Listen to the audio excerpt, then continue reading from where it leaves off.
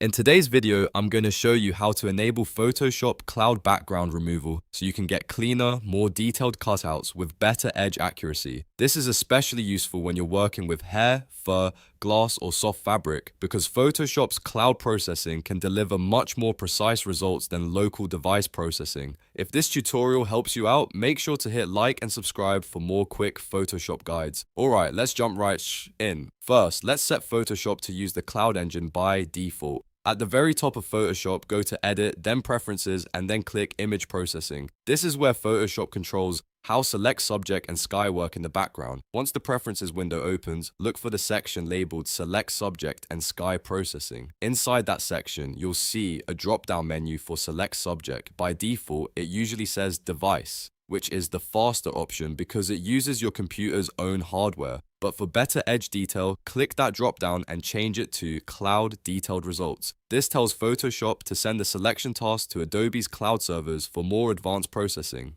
After that, click OK to save the change. Now, before you make the selection, there is an optional step that I strongly recommend if you want a non-destructive workflow. Go to your Layers panel on the right side of the screen. Find the image layer you want to work on, then right-click it and choose Convert to Smart Object. This doesn't change the look of your image, but it gives you more flexibility later. If you want to refine the cutout, paint details back in, or adjust the mask without damaging the original image, using a smart object is the safer choice. Next, let's actually trigger the background removal. If you don't already see the Properties panel, go to Window at the top menu and enable Properties. Once the panel is open, scroll down to the Quick Action section near the bottom. Here, you'll see the Remove Background button. Click that button and Photoshop will start the extraction process. Because you switched the processing mode to cloud, Photoshop should now use Adobe's cloud-based analysis instead of relying only on your device. You may briefly see a progress indicator while it processes the image in the background. When the process is complete, Photoshop will automatically apply a layer mask to remove the background.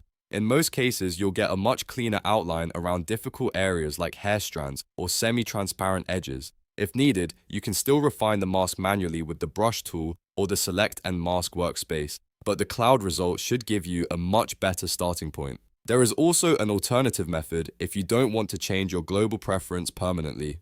This is useful if you only want cloud processing for one specific image. Grab the Object Selection tool, which is usually assigned to the W shortcut. Then look up at the options bar across the top. Next to the Select Subject button, you should see a small drop-down arrow. Click that arrow and choose Cloud Detailed Results directly from the menu before you run the selection. That way, you can use cloud-based processing on demand without changing your default settings for every project.